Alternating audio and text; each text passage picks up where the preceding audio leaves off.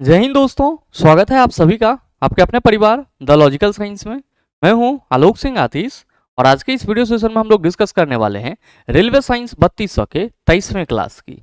जी हाँ दोस्तों, इससे पीछे के वीडियो सेशन में हम लोगों ने रेलवे साइंस 3200 का 22वां क्लास देखा था, जहां पे हम लोग वैसे महत्वपूर्ण क्वेश्चन को डिस्कस किए थे जो आपके पिछले रेलवे एग्जाम में पूछे गए थे। दोस्तों आज के इस वीडियो सेशन में भी हम लोग वैसे ही महत्वपूर्ण क्वेश्चन को डिस्कस कर रहे होंगे जो आपके रेलवे एग्जाम में पूछे गए हैं। और साथ ही आपकी जानकारी के लिए बताना चाहूंगा कि आज के इस सेशन का जो भी क्वेश्चन है उसका पीडीएफ आपको कहां मिलेगा, यह हमारे टेलीग्राम ग्रुप से मिल जाएगा, जिसका लिंक इस वीडियो के नीचे डिस्क्रिप्शन में दिया हुआ है। आप वहां से जाकर के पीडीएफ को एक्सेस कर सकते हैं। बहरहाल आइए अपने सेशन की शुरुआत करते हैं और चलते हैं पहले क्वेश्चन की तरफ। मेरे मित्र, आपका जो पहला क्वेश्चन है आज के इस सेशन का, लेकिन उससे पहले आप सबों की जानकारी के लिए बताना चाहूंगा कि हमारे जितने भी कोर्सेज हैं, चाहे वो फिजिक्स द गेम चेंजर हो, थ्योरी प्लस न्यूमेरिकल, या फिर एएलपी एंड टेक साइंस आपका कॉम्बो बैच, और साथ ही एनसीईआरटी साइंस फाउंडेशन योगदान बैच, इन सभी पे सर 50% डिस्काउंट चल रहा है। आप लोगों का बहुत ज्यादा डिमांड था कि गुरुजी इंडिपेंडेंस डे यानी कि 15 अगस्त का ऑफर लाओ ऑफर लाओ, तो ऑफर 12 तारीख से ही लाइव है और ये ऑफर आपका 16 अगस्त तक चलेगा। तो मेरे मित्र, इस दरमियान आप साइंस पढ़ना चाहते हैं, चाहे आप फिजिक्स पढ़ना चाहो या फिर एनसीईआरटी 6 से लेकर के 10 तक पढ़ना चाहो, या फिर एएलपी एंड टेक्नीशियन के लिए साइंस पढ़ना चाहते हैं, तो आप हमारे साथ जुड़ सकते हैं द लॉजिकल साइंस एप्लीकेशन पे इन सभी कोर्सेज में। ध्यान में रखेंगे कि अगर आपको इन सभी कोर्सेज से संबंधित किसी अन्य तरह की जानकारी चाहिए तो आप हमारे दिए गए नंबर पे कॉल या व्हाट्सएप कर सकते हैं। बहरहाल आपका जो पहला क्वेश्चन है, क्वेश्चन नंबर 1, आपसे क्या पूछा जा रहा है कि डैश का प्राथमिक उत्सर्जी उत्पाद यूरिक अम्ल है। आपसे क्वेश्चन करा जा रहा है कि इन चारों ऑप्शन में से कौन सा ऐसा है जिसका प्राथमिक यानी कि प्राइमरी एक्सक्रीटरी प्रोडक्ट जो है वो आपका यूरिक अम्ल है। ध्यान में रखेंगे, यूरिक अम्ल को ही हम लोग इंग्लिश में क्या कहते हैं, यूरिक एसिड कहते हैं। मेरे मित्र, आप सभी कहेंगे कि गुरुजी यूरिक अम्ल तो एक प्रकार का उत्सर्जी पदार्थ है, लेकिन हमें यह नहीं पता है कि इन चारों में से किसका है।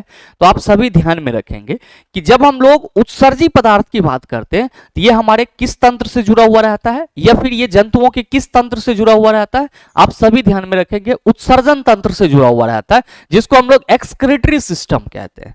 मेरे मित्र, आप सबों को मालूम है कि प्रत्येक जंतु के बॉडी में क्या होता है, एक ऐसा सिस्टम होता है जो उस जंतु के शरीर में होने वाले उपापचयी प्रक्रियाओं के उपरांत जो वेस्टेज यानी कि अपशिष्ट पदार्थ बनता है, क्या होता है, वो उसका निष्कासन करता है। यानी कि हम ये कह सकते हैं कि सर हमारे शरीर से या फिर किसी अन्य जंतु के शरीर से जो अपशिष्ट मटेरियल बाहर निकलते हैं वो किसके सहारे, तो सर उत्सर्जन तंत्र के सहारे।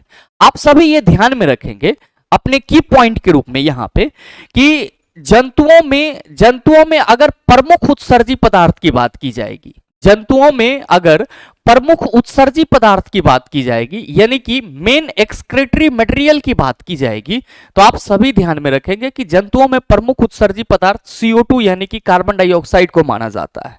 लेकिन मेरे मित्र, यहां पे की फैक्ट और आप सभी अपने ध्यान में रखेंगे, यहां पे की फैक्ट और सभी आप अपने माइंड में रखेंगे क्या कि जलीय जंतु में, या फिर आप ये कह सकते हैं कि जलीय जीव में जो उत्सर्जी पदार्थ निकलते हैं वो किस रूप में निकलते हैं।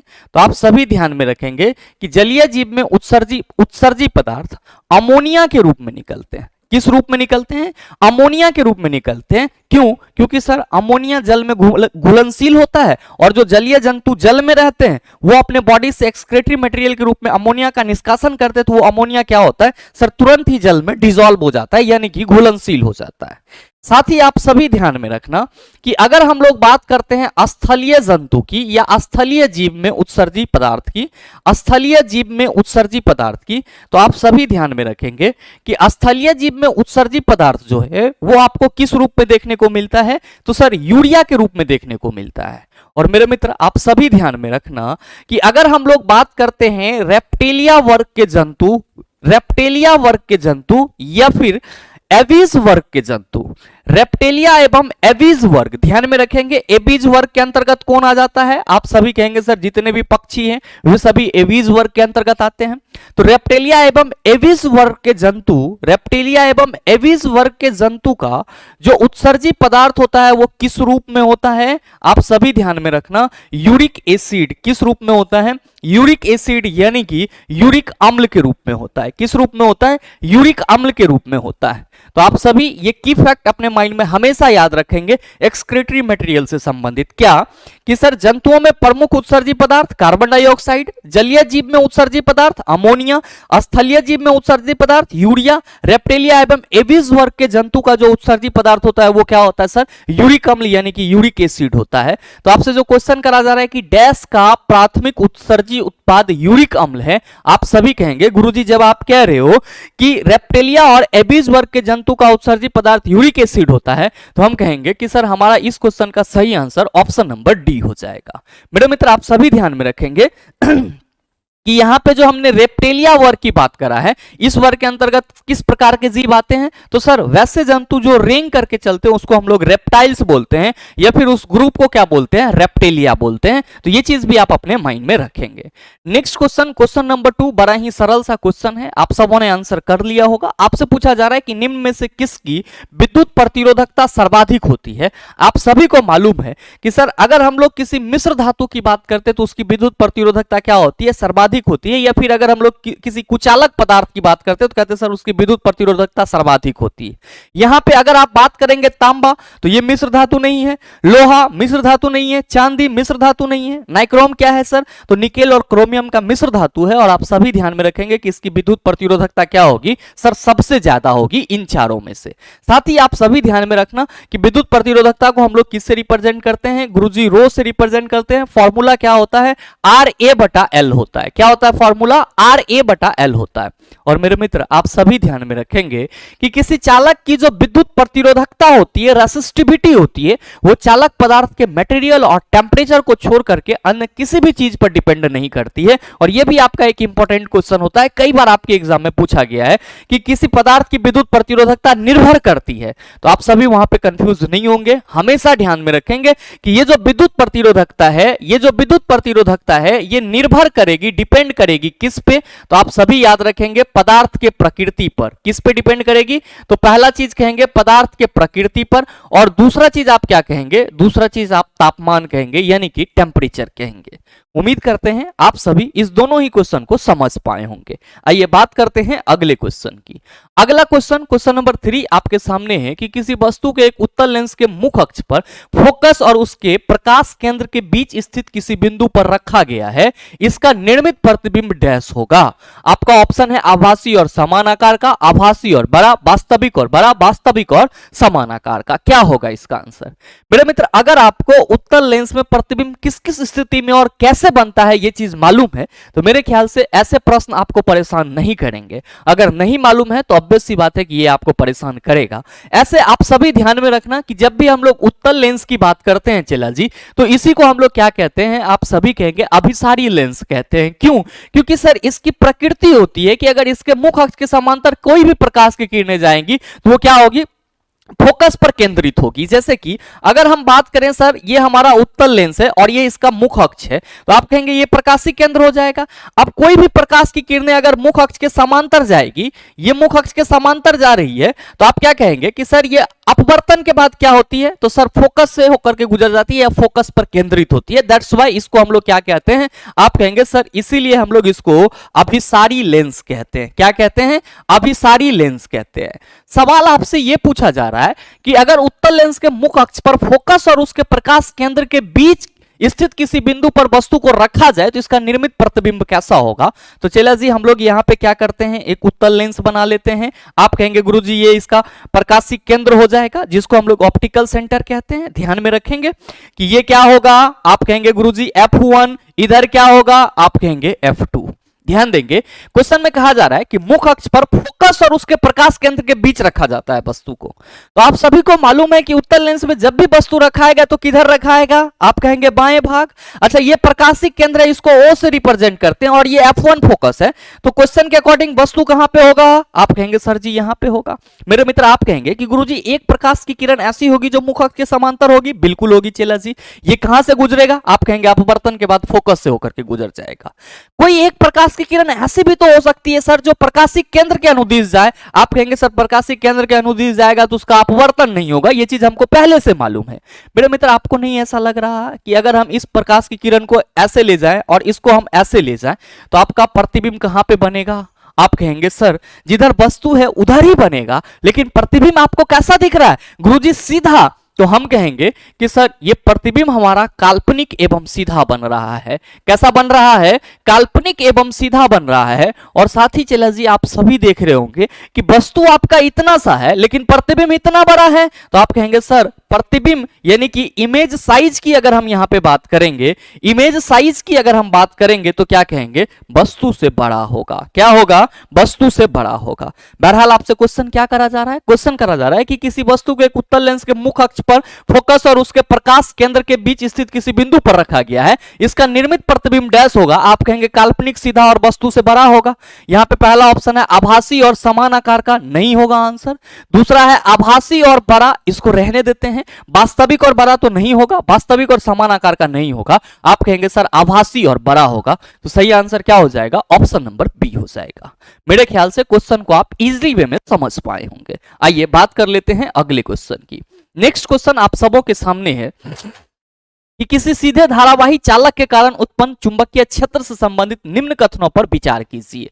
पहला है कि तार से दूरी पर उत्पन्न चुंबकीय क्षेत्र सकेंद्रित वृत्त के रूप में होता है और चालक से दूरी बढ़ने पर सकेंद्रित वृत्त की त्रिज्या बढ़ती है। उपरोक्त में से कौन से कथन सही है? मेरे मित्रों दोनों ही कथन सही है। आप सभी को मैंने कई बार बताया है कि जब हम लोग किसी सीधी धारावाही चालक तार में चुंबकीय क्षेत्र की बात करते हैं तो आप सभी क्या कहेंगे कि सर आपके हाथ में जो मार्कर है ओकरा मान लीजिए कि ये चालक तार है और इससे विद्युत धारा क्या हो रही है सर? नीचे से ऊपर की ओर प्रवाहित हो रही है। तो ये अंगूठा किसको बताएगी? आप कहेंगे विद्युत धारा के प्रवाह होने की दिशा को बताएगी, जबकि बाकी की उंगलियां सर चुंबकीय क्षेत्र को बताएगी।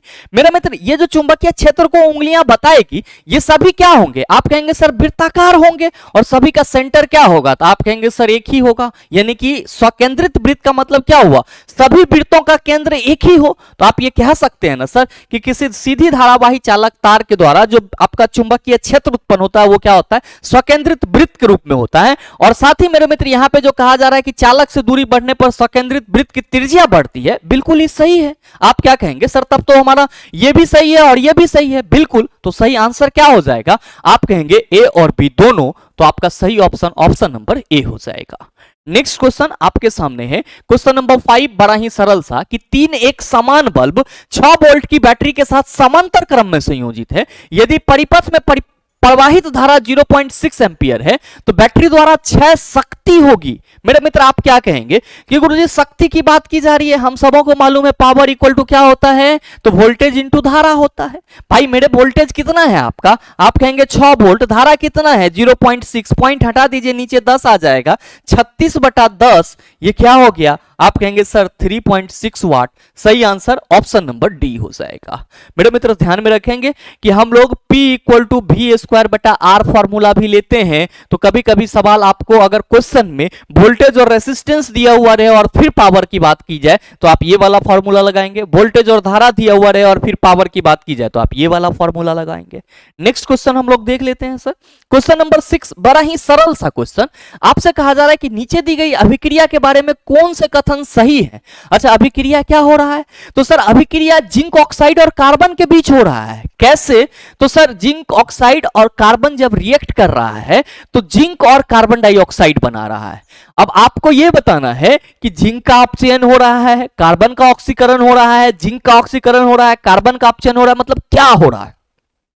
आप सभी कहेंगे कि सर जब ऑक्सीकरण और अवकरण की बात की जा रही है तो क्या ये अभिक्रिया जो है हमारा वो रेडॉक्स रिएक्शन है? बिल्कुल चला सी, आप सभी ये याद रखेंगे कि ये जो अभिक्रिया है ये आपका क्या है? रेडॉक्स रिएक्शन है। क्यों? क्योंकि रेडॉक्स रिएक्शन में ही क्या होता है? ऑक्सीडेशन एंड रिडक्शन साथ साथ होता है। अच्छा याद कीजिए कंसेप्ट ऑक्सीडेशन का। क्या कहते हैं कि सर वैसी रासायनिक अभिक्रिया जिसमें ऑक्सीजन जुटता हो और हाइड्रोजन हटता हो क्या कहलाता है? ऑक्सीकरण। और वैसी रासायनिक अभिक्रिया जिसमें हाइड्रोजन जुटता हो ऑक्सीजन हटता हो उसको हम लोग क्या कहते हैं? गुरुजी रिडक्शन। मेरे मित्र ध्यान देंगे हम अपने इसी टर्म के साथ इस रिएक्शन पे। तो आप देख रहे हैं कि जिंक ऑक्साइड में जिंक और ऑक्सीजन है। मेरे मित्र अभिक्रिया के बाद जिंक के साथ ऑक्सीजन नहीं है, मतलब जिंक से ऑक्सीजन क्या हो गया? आप कहेंगे सर हट गया। जिंक से ऑक्सीजन क्या हो गया, हट गया। अभी जस्ट मैंने आपको बताया है कि रिडक्शन के प्रोसेस में क्या होता है, ऑक्सीजन हट जाता है जबकि हाइड्रोजन जुटता है। तो आप कहेंगे कि गुरुजी ये जो जिंक ऑक्साइड है, ये जो जिंक ऑक्साइड है, इसका क्या हो रहा है, आप कहेंगे जिंक ऑक्साइड का अपचयन हो रहा है। क्या हो रहा है, अपचयन हो रहा है। जबकि आप सभी क्या कहेंगे कि गुरुजी यहां पे जो हमारा कार्बन है इसके साथ ऑक्सीजन जुड़ जा रहा है और क्या बना ले रहा है, कार्बन डाइऑक्साइड। क्या बना ले रहा है सर, कार्बन डाइऑक्साइड। तो आप कहेंगे सर कार्बन के साथ ऑक्सीजन जुट रहा है, मतलब कार्बन का ऑक्सीडेशन हो रहा है, ऑक्सीकरण हो रहा है। बिल्कुल। तो आप क्या कहेंगे कि सर हमारे पहले स्टेटमेंट में है जिंक का अपचयन हो रहा है, तो आप कहेंगे सर ये बात तो आप भी बताएं कि जिंक का अपचयन हो रहा है, तो पहला हमारा स्टेटमेंट सही होगा। और दूसरे में कहा जा रहा है कि कार्बन का ऑक्सीकरण हो रहा है, यह बात भी बिल्कुल सही है क्योंकि कार्बन के साथ ऑक्सीजन जुड़ जा रहा है। तो आप क्या कहेंगे कि 1 और 2 हमारा सही है। देख लीजिए किस ऑप्शन में है, आपके पहले ही ऑप्शन में दिया हुआ है 1 और 2 दोनों, तो सही आंसर क्या हो जाएगा, ऑप्शन नंबर ए हो जाएगा। नेक्स्ट क्वेश्चन आपके सामने, क्वेश्चन नंबर 7 कि किसी चुंबकीय क्षेत्र में स्थित एक सीधे धारावाही चालक पर आरोपित बल से संबंधित निम्न कथनों पर विचार कीजिए। बल की दिशा चालक में प्रवाहित धारा की दिशा पर निर्भर करती है, बिल्कुल नहीं। बल की दिशा उस चुंबकीय क्षेत्र की दिशा पर निर्भर करती है जिस पे चालक क्या होता है सर, स्थित होता है। तो सही आंसर क्या होगा, ऑप्शन नंबर ए हो जाएगा। आप कहेंगे कैसे, तो मेरे मित्र मैंने आपको कई बार बताया है कि यहां पे बात की जा रही है बल की दिशा की। तो आप सबों को मालूम है कि फ्लेमिंग के लेफ्ट हैंड रूल और फ्लेमिंग के दक्षिण हस्त नियम से एक से हमें बल के बारे में जानकारी मिलती है और दूसरे नियम से हमें प्रेरित धारा के बारे में जानकारी मिलती है। फ्लेमिंग के लेफ्ट हैंड रूल से आपको बल की दिशा का पता चलता है, जबकि फ्लेमिंग के राइट हैंड रूल से आपको प्रेरित धारा की दिशा का पता चलता है। तो आप सभी क्या कहते हो कि sir Fleming left hand rule कहता है कि अगर हम लोग अपने बाएं हाथ के 3 उंगली को कुछ इस तरह से रखें कि वो एक दूसरे के साथ समान कोण पे हो, तो जो अंगूठा है वो किसको बताएगा, तो आप कहेंगे अंगूठा बल की दिशा को बताएगा। जबकि ये जो उंगली है ये किसको बताता है, तो आप कहते हैं सर चुंबकीय क्षेत्र की दिशा को बताता है। और ये वाला उंगली किसको बताएगा, आप कहेंगे सर धारा की दिशा को बताता है। तो मेरे मित्र यहां पे जो बल की दिशा में परिवर्तन होगा वो किस में परिवर्तन करने से होगा, तो चुंबकीय क्षेत्र में परिवर्तन करने से होगा, न कि धारा की दिशा में परिवर्तन करने से होगा। इसीलिए यहां पे सही आंसर क्या होगा, तो सर बल की दिशा उस चुंबकीय क्षेत्र की दिशा पर निर्भर करती है जिसे चालक स्थित होते हैं। तो सही आंसर आपका ऑप्शन नंबर ए हो जाएगा। नेक्स्ट क्वेश्चन आपके सामने है, क्वेश्चन नंबर 8 की एक वस्तु को 20 सेंटीमीटर फोकस दूरी वाले अभिसारी दर्पण के सामने 40 सेंटीमीटर की दूरी पर रखा जाता है, प्रतिबिंब का आवर्धन क्या होगा। चला जी, अभिसारी दर्पण कहा जा रहा है, आप क्या कहेंगे कि गुरुजी अवतल दर्पण को हम लोग क्या कहते हैं, अभिसारी दर्पण कहते हैं। क्या कहते हैं, अभिसारी दर्पण कहते हैं, जबकि उत्तल लेंस को सर अभिसारी लेंस कहते हैं। क्या कहा जा रहा है क्वेश्चन में, सर क्वेश्चन में कहा जा रहा है कि एक वस्तु को 20 सेंटीमीटर फोकस दूरी वाले अवतल दर्पण की जो फोकस दूरी होगी उसको ऋणात्मक लिखेंगे, F = -20 सेंटीमीटर। अच्छा, अभिसारी दर्पण के सामने 40 सेंटीमीटर की दूरी पर रखी जाती है। तो मेरे मित्र यू कितना है आपका, वस्तु दूरी कितना है, तो सर वस्तु दूरी है 40 सेंटीमीटर। मेरे मित्र ध्यान दीजिएगा, सॉल्व करने की जरूरत नहीं है। आप कहेंगे इससे कैसे, तो भाई मेरे यहां पे अगर हम एक अवतल दर्पण बनाएं, यहां पे एक अवतल दर्पण बनाएं, अकॉर्डिंग टू क्वेश्चन इसकी फोकस दूरी कितनी होगी, आप कहेंगे सर इसकी फोकस दूरी ये है, क्वेश्चन के अकॉर्डिंग इसकी फोकस दूरी 20 सेंटीमीटर। अच्छा, वस्तु को कहां रखा जा रहा है, तो सर जी 40 सेंटीमीटर पर। कहां रखा जा रहा है, 40 सेंटीमीटर। तो मेरे मित्र फोकस दूरी के दोगुने दूरी पे रखा जा रहा है, और आपको मालूम है कि दर्पण में फोकस दूरी के दोगुनी दूरी पे क्या होता है, आप कहिएगा सर वक्रता केंद्र होता है। मतलब क्या कि सर वक्रता केंद्र की दूरी क्या हो जाएगी सर 40 सेंटीमीटर। और आपको मालूम है कि वक्रता केंद्र पर अगर किसी वस्तु को रखेंगे तो प्रतिबिंब वक्रता केंद्र पर ही बनेगा, और कैसा होगा सर वस्तु के आकार के बराबर का होगा। मेरे मित्र जब प्रतिबिंब का आकार वस्तु के आकार के बराबर होगा तो आप क्या कहेंगे कि सर जी जो यहां पे आवर्धन होगा वो सीधे सीधे हमारा आवर्धन जो होगा वो सीधे सीधे हमारा -1 हो जाएगा। क्यों, क्योंकि प्रतिबिंब तो हमारा वास्तविक बनेगा। और क्वेश्चन के अकॉर्डिंग वस्तु को वक्रता केंद्र पर रखा जा रहा है, तो सर दो समान संख्या का अनुपात हमेशा 1 होता है। तो हमारा सही आंसर क्या हो जाएगा, आप कहेंगे ऑप्शन नंबर सी हो जाएगा। अब कुछ मित्र यहां पे चीजों को समझ गए होंगे और कुछ मित्र को लग रहा होगा गुरुजी हमने नहीं समझा। भाई मेरे कोई दिक्कत नहीं है, आप अगर इस तरीके से नहीं चलेंगे तो आप प्रतिबिंब दूरी निकाल करके आवर्धन निकाल लीजिए। कैसे निकालिएगा, तो आप कहेंगे दर्पण सूत्र लगाएंगे, 1 मिनट आप दर्पण सूत्र लगा ही लीजिए, 1/f equal to 1/v plus 1/u क्या होगा 1/f minus 1/u equal to 1/v। चला जी ध्यान दीजिएगा कि 1/f कितना है -20 माइनस ये आपका कितना हो जाएगा, आप कहेंगे sir 1/-40 equal to 1/v minus minus plus हो जाएगा। आप ध्यान दीजिएगा कि 20 और 40 का एलसीएम कितना होगा, 20 से कम 20, 20 दूना 40, 40 से रखते हैं सर यहाँ पे। अब क्या हो जाएगा सर 20 दूना 40 -2, अच्छा माइनस माइनस प्लस है तो यहाँ पे प्लस साइन लिखेंगे चिल्ला जी, और 40 से कम 40 तो आप कहेंगे सर 1 लिखेंगे, और 1/v प्लस माइनस माइनस आप कहेंगे कि सर ये -1/40 इक्वल टू 1/v हो गया, और हम लोग कहेंगे कि v इक्वल टू -40 आ गया। चला जी जब प्रतिबिंब आपका 40 सेंटीमीटर की दूरी पे बन रहा है तो आवर्धन equal to formula m equal to -v/u लगाते हो। आपका प्रतिबिंब दूरी -40 माइनस तो रहेगा ही सर क्योंकि फॉर्मूला में लगा हुआ है, और सर वस्तु दूरी आपका -40 है। बताइए आपको विश्वास ना हो रहा था, आपको विश्वास ना हो रहा था, -1 आया कि नहीं आया।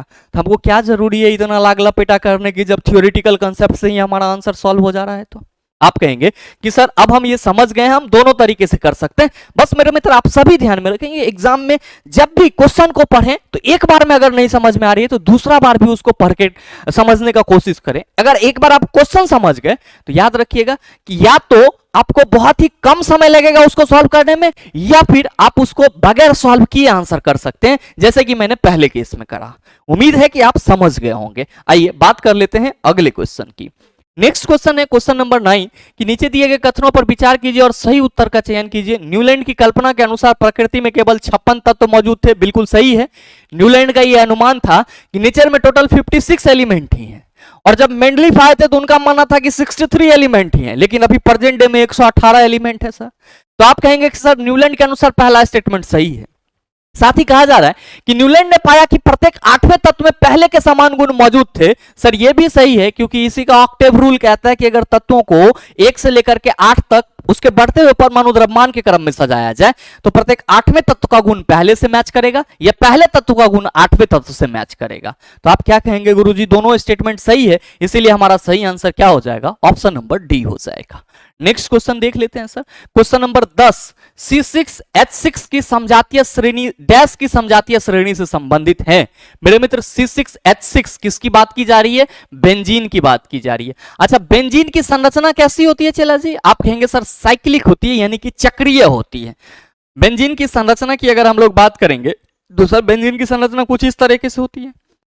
मेरे मित्र आप सभी ध्यान में रखना कि अगर हम लोग बेंजीन की बात करते हैं तो बेंजीन जो है वो साइक्लोएल्केन से रिलेट करता है, और बेंजीन जो है वो किसका समजातीय श्रेणी का सदस्य होगा, आप कहेंगे साइक्लोएल्केन श्रेणी का जो समजातीय होगा उसका सदस्य होगा। और ध्यान में रखेंगे कि साइक्लोएल्केन का भी जनरल फॉर्मूला क्या होता है, CnH2n होता है। क्या होता है, CnH2n होता है। तो सही आंसर ऑप्शन नंबर डी हो जाएगा। बाद बाकी एल्केन आप सभी समझ रहे हैं कि इसको हम लोग संतृप्त हाइड्रोकार्बन के रूप में देखते हैं, जबकि एल्काइन और एल्कीन को हम लोग असंतृप्त हाइड्रोकार्बन के रूप में देखते हैं। नेक्स्ट क्वेश्चन आपके सामने है कि महिलाओं में यौवनारंभ के दौरान पहला मासिक धर्म डैश के रूप में जाना जाता है। कहने की कोई जरूरत नहीं है, आप सभी कहेंगे कि गुरुजी इसको रजोदर्शन के रूप में जाना जाता है। और जब मासिक धर्म बंद हो जाता है at the age of 45 and 50 तो हम लोग उसको क्या कहते हैं, रजनोवृत्ति कहते हैं। तो मेंस्ट्रुअल साइकिल का स्टार्ट होना रजोदर्शन कहलाता है, और मेंस्ट्रुअल साइकिल का बंद हो जाना क्या कहलाता है, रजनोवृत्ति कहलाता है। तो ये चीज आप सभी अपने माइंड में रखिएगा। मेरे मित्र आज के इस सेशन को हम लोग को यही पे स्टॉप करना होगा, क्योंकि लाइट कट गई है और बहुत देर तक मैंने वेट करा।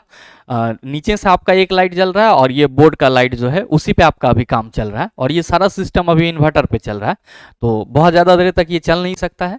तो आज के सेशन को हम लोग यहीं तक रखते हैं। इसके जो आगे के क्वेश्चन है उसको हम लोग अगले सेशन में कर लेंगे। तो मुझे उम्मीद है कि यहाँ तक के सभी क्वेश्चन को आप लोग आसानी से समझ पाए होंगे, और अब अगर आपको इस तरह का दोबारा क्वेश्चन दे दिया जाए तो आप उसका जवाब भी आसानी से दे सकते हैं। साथ ही उम्मीद करते हैं ये छोटा सा सेशन आप सबों को अच्छा लगा होगा। अगर आपको वीडियो सेशन अच्छा लगा तो वीडियो को लाइक कीजिएगा, ज्यादा से ज्यादा शेयर कीजिएगा, और हाँ अगर आप चैनल पे नए हैं तो सब्सक्राइब करके बेल आइकन दबा लीजिएगा, ताकि इस तरह के एग्जाम रेलेवेंट वीडियो का नोटिफिकेशन सबसे पहले आपके पास पहुंचे और आप उसको सबसे पहले देख पाओ। मिलते हैं फिर अगले वीडियो सेशन में, तब तक के लिए best of luck. Thank you, have a nice day.